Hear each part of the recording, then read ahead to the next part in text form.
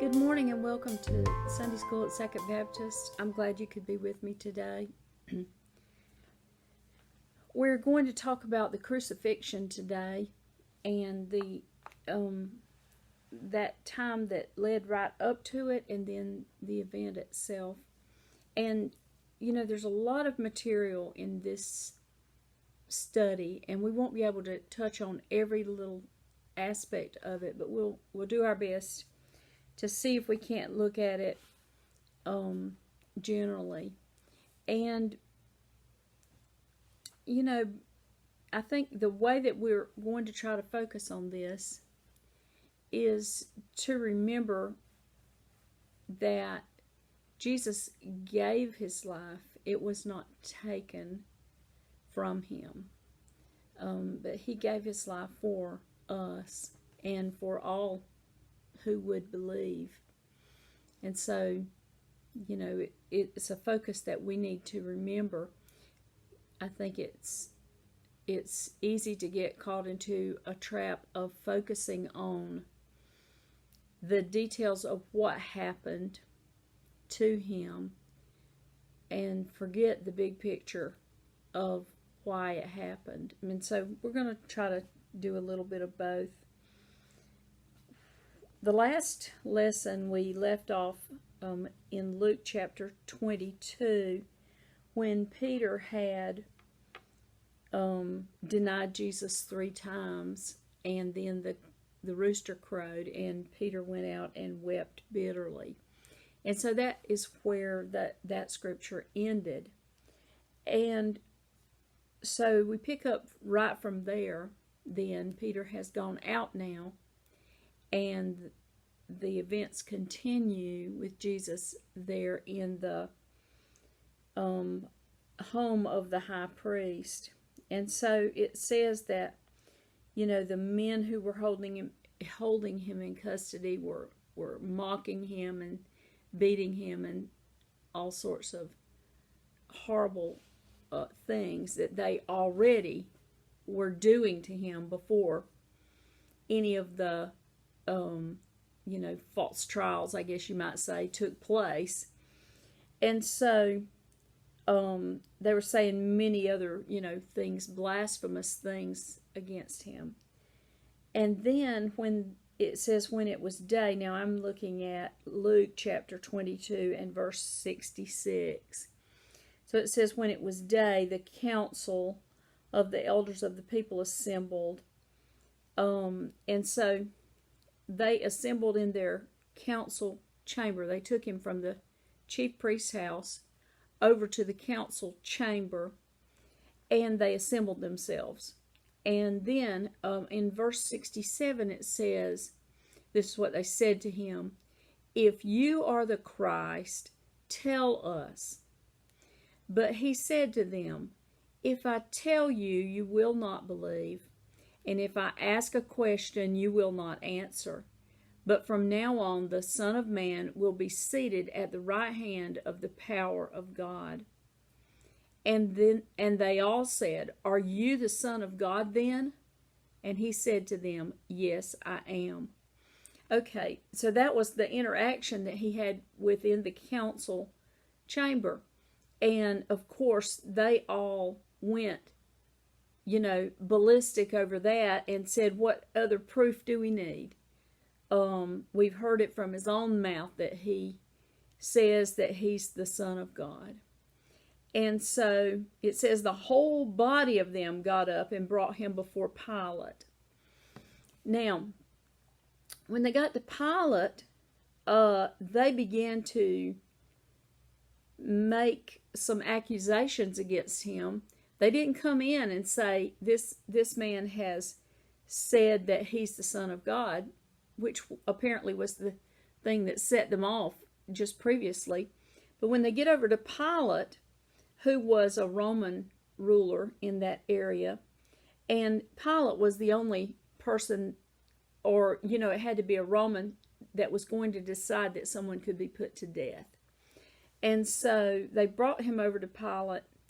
They began to accuse him, saying, "We found this man misleading our nation and forbidding to pay taxes to Caesar and saying that he himself is Christ, a king. So now they've twisted it, haven't they? They've taken a different perspective and tried to make it something that they feel like Pilate would object to. And, they're saying, well, he called himself a king, and he's not paying taxes, and then he was misleading our nation. So those were his three accusations. And so Pilate asked him, saying, "Are you the king of the Jews?" And Jesus answered him and said, "It is as you say."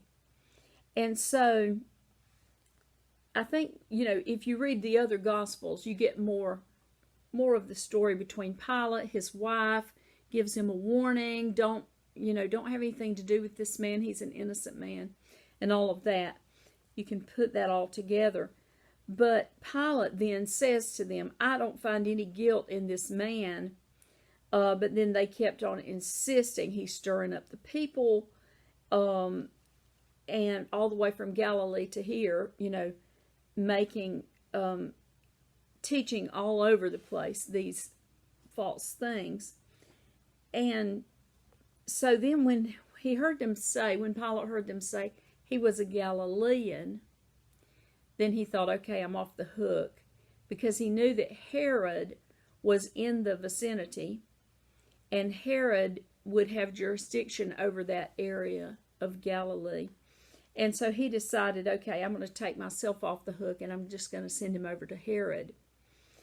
And so he did that. Herod was also in Jerusalem, and so he sent him over to Herod. Now, Herod was the grandson of the Herod that tried to kill Jesus when he was born, when he killed all the babies and that sort of thing. And so Herod then, I'm now down in Luke 23, verse 8. So I'm summarizing. I haven't gotten to the lesson yet. I'm summarizing. So now in 23:8, Herod was very glad when he saw Jesus, because he had wanted to see him for a long time and had been hearing something about him. And he wanted to see a miracle. He wanted to see Jesus do some tricks or whatever, And he questioned him, but Jesus would not answer him anything or do anything, did not perform for him as he probably asked him to do. And the chief priests and scribes were there and accusing Jesus. And Herod, after treating him with contempt and mocking him, dressed him in a robe, a gorgeous robe, or I think in some places it says a royal robe or whatever, and sent him back to Pilate.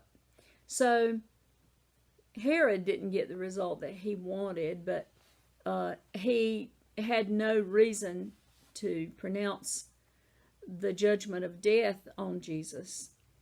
And so he sent him back to Pilate. And then Pilate summoned the chief priests and the rulers of the people. And he said to him, you've brought this man to me as one who incites the people to rebellion, and I have found no guilt in this man regarding the charges you make against him, nor has Herod, for he sent him back to us. Nothing deserving death has been done to him by him, so I'm going to punish him and then release him.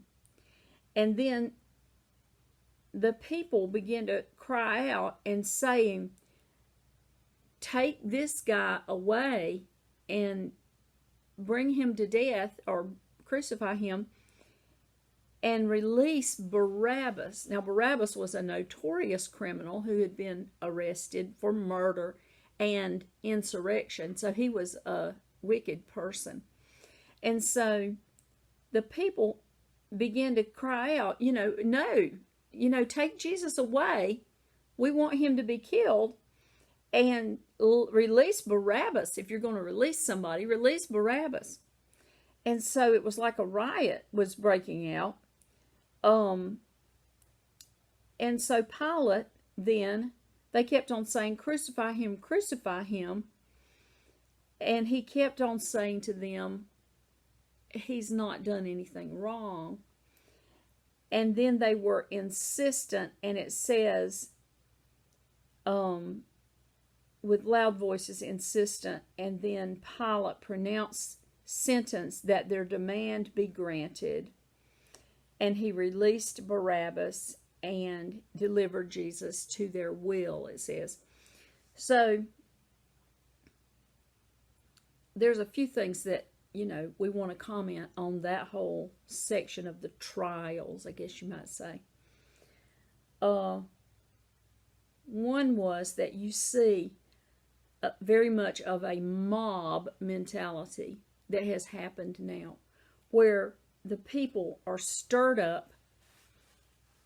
We can speculate who may have stirred them up, the chief priests and scribes. But they are stirred up now, and they're just, they've, gone nuts, and they're just saying, crucify him, crucify him. And, that's what happens in a mob mentality, isn't it? People who might not normally be that way, but when they get in this mob, they suddenly are doing things that they might have never thought of themselves doing. As an individual, they would have never done that. But when they get in that mob, then they feel, I can do anything I want to. I can let go and just, do whatever. And so they begin to call for Jesus to be crucified. And now, you can imagine the devil is as happy as can be at this time, because he feels like, okay, I'm fixing to do away with him permanently. And so, all of those things are in play in this. And then the other thing that I feel like is that Pilate in particular, he bowed to pressure, and he changed his judgment. He was put there to judge correctly, and to rule in this area. And he bowed and changed his judgment based on this mob mentality. And so, and you do see all through history those leaders who are not willing to stand up against a mob who thinks they're right, even when that leader themselves knows that the wrong thing is happening.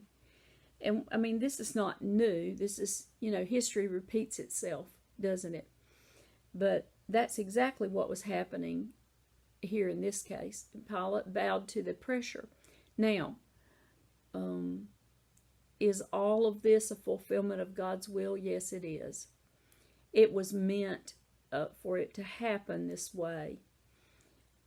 But of course, Pilate played the part that he was intended to play, I guess, in all of it. And so they then led Jesus away. And on the way going, they, asked this man, Simon of Cyrene, who to carry the cross. And then the people were mourning and lamenting these ladies and following and crying and, carrying on about Jesus being crucified. He said to them, he turned to them and said, "Daughters of Jerusalem, stop weeping for me." This is in Luke 23:28. "Daughters of Jerusalem, stop weeping for me, but weep for yourselves and for your children. For behold, the days are coming when they will say, Blessed are the barren, and the wombs that never bore, and the breasts that never nursed. Then they will begin to say to the mountains, Fall on us, and to the hills, Cover us. For if they do these things when the tree is green, what will happen when it is dry?" I thought that was a profound statement, because we see that, there are a large number of Jewish people who followed Jesus, but a much larger number did not. And they had Jesus right there to see him and to know him and to witness the miracles and hear the things he said, and yet they chose to not believe that he was the Messiah. And so he says, if they do these things when the tree is green, what will happen when it is dry? And now we see that dry tree, even up to today, where Jesus has been gone preparing a place for the believers. And up to today, the Jewish people still wholeheartedly reject him. And there are a few, that come to belief. But there are so many that just wholeheartedly reject that he was the Messiah. And we were just discussing people group research in the last couple of days, with this new mission opportunity that we have. We're working with who are the most unreached people in America. And one of the largest unreached groups in America are Jewish people from all different parts of the world who have come to New York City and Ohio and some other places to settle, here. But they are so unreached with the gospel. They've not accepted the gospel. And they're one of the large unreached groups. Okay, now we're going to start then on the verses that are actually focused on by our lesson. And the first two verses that I'm going to read is Luke 23 and verses 33 and 34. So I'm going to read those. When they came to the place called the Skull, there they crucified him and the criminals, which it had referred to two criminals who were also being sent to be crucified, and the criminals, one on the right and the other on the left. But Jesus was saying, Father, forgive them, for they do not know what they are doing. And they cast lots, dividing up his garments among themselves. So they came out of the city with him to this place called the Skull, or in another one of the Gospels it calls it Golgotha. In my notes, in my smaller notes, it calls it in Latin Calvarius, or Calvary. So they came to this place where the crucifixions happened, and that was called Calvary, the place of the skull. And they began to, crucify him, in other words, nailing him to a cross. And Jesus said, Father, forgive them, for they do not know what they do. There is some debate in the book, in the student book, as to whether he was talking about the Roman soldiers who he was asking God to forgive because they didn't know what they were doing or who they were crucifying, or if he was talking about a specific group, or if he was talking about everyone, everywhere. In my mind, I think even at that point, there would have been a chance for these Jewish leaders to repent and turn to God and to realize the error of their ways in crucifying the Messiah that God had sent. So I feel like his idea of forgive them because they don't know what they're doing really applied to all, because that is how salvation is applied, isn't it? We don't get to make a judgment and say, oh no, salvation is for these people, but not these people. That's not the way it works, is it? According to John 3:16, it's for everyone. And so I have to feel like this statement that he made covered everyone as he was asking God, forgive them. They don't know what they're doing. They don't understand. They just don't get it. They don't understand. And so, of course, many prophecies are being fulfilled throughout all of this time right here, where it talks about they divided his clothes and cast lots for his clothing, and that he would be counted among the criminals. All of those things were from Isaiah and the Psalms and different places in the Old Testament where it was predicting these things would happen to the Messiah. And we don't have time to delve into each one of those, but those are there, and many prophecies were being fulfilled right at this time. So let's go on and read verse 35 now.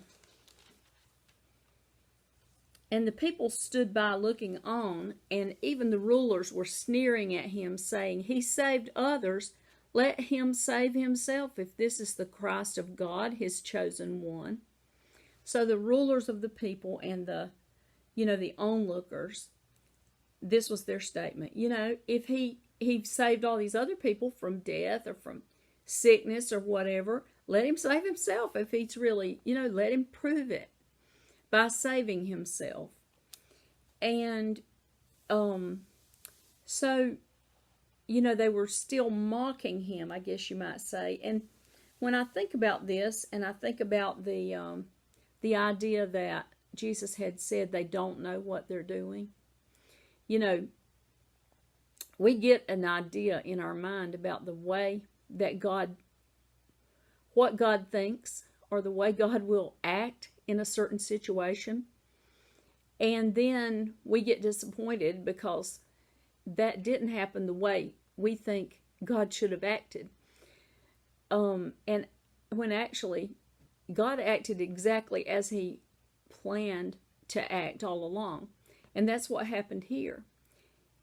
God's plan was not their plan.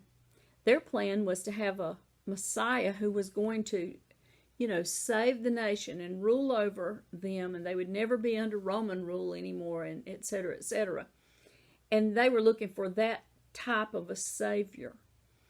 And so these things that were happening did not fit into their plan for what the Messiah was going to be like. And so because of that, then they just started to ridicule and make fun of. And even though they saw, like I said last week, the miracles right in front of them, they could not accept that he could possibly be the Messiah and fit into these things that were happening. It just didn't compute for them. And so then let's go on to verses 36 to 39. The soldiers also mocked him, coming up to him, offering him sour wine, and saying, "If you are the king of the Jews, save yourself." Now there was also an inscription above him, "This is the King of the Jews."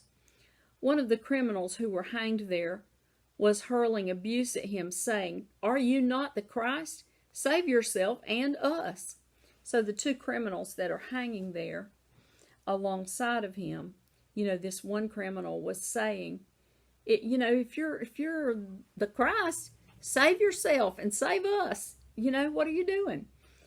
And also, this inscription had been put up. We don't know who put it up. Maybe the soldiers, if they had heard and been at the trials, which they likely were, where it had been said he was the King of the Jews, then they, were maybe making fun of that statement, or saying, "Oh yeah, the Jewish people, we're looking down on them, and here's your king, we're looking down on him too." So that was all, playing into it. And this criminal, cries out and says, "Save us all." Okay, and then we go on to verses 40 to 43. But the other criminal answered, and rebuking him said, "Do you not even fear God, since you are under the same sentence of condemnation? And we indeed are suffering justly, for we are receiving what we deserve for our deeds. But this man has done nothing wrong." And he was saying, "Jesus, remember me when you come into your kingdom." And he said to him, "Truly I say to you, today you shall be with me in paradise. So this criminal that's hanging here, he seems to get it, because he says, remember me when you come into your kingdom. So he somehow gets the idea that this is not the end for Jesus. And how he understood that, we don't know, or how he, figured that out, but he realizes there's more to it than that. And Jesus, because of his faith and his belief and his understanding, then Jesus says, today you will be with me in paradise. So, he makes it clear that we're about to die, but we're not going to remain here when that happens. We're going to be in paradise together, because of your statement of faith that you've made. Now, all those things weren't said in that one sentence, but that's the gist of it, And so then in verse 44 and 45, it was now about the 6th hour. The 6th hour would be 12 o'clock noon on our clock. It was now about the 6th hour, and darkness fell over the whole land until the 9th hour, because the sun was obscured, and the veil of the temple was torn in two. So, for 3 hours, from noon until 3 in the afternoon, because they counted their time from 6 in the morning when the sun came up. So the 6th hour would have been noon, and then the 9th hour would have been 3 o'clock in the afternoon. So for those 3 hours, the sun refused to shine. Now, we don't know, was it an eclipse? Did God just shut down the sun for that amount of time? Was, what exactly caused that to happen? We don't know. It does not describe it to us in detail. But nevertheless, it became like nighttime for those 3 hours. And also during that time, the veil of the temple, let's see, what does it call it? It calls it the veil. The veil of the temple, or the curtain, was torn in two. Now, in another one of the Gospels, it says that the veil of the temple was torn from the top to the bottom. And so this is important, because that curtain was the thing that stood between the Holy of Holies and kept the common man from being able to see the Ark of the Covenant, or the holy things that were there, that only the priest could go in once a year and be in the presence of God in that place, and those sorts of things. And so by that curtain being torn from top to bottom, now if a man had torn it in half, let's say one of the disciples decided, I'm going to tear that curtain, I'm going to run over there and I'm going to do that. He would have torn it at the bottom and, ripped it this way and let it go all the way up. That would have been the normal way that a person would have done it. So it was significant that they said it was torn from top to bottom, because God is the one who tore that curtain. He is the one that created a new covenant with people at this time when Jesus died. He died for the sins. There was not a need for those sacrifices anymore. Jesus was the sacrifice to end all the sacrifices. He allowed us to be able to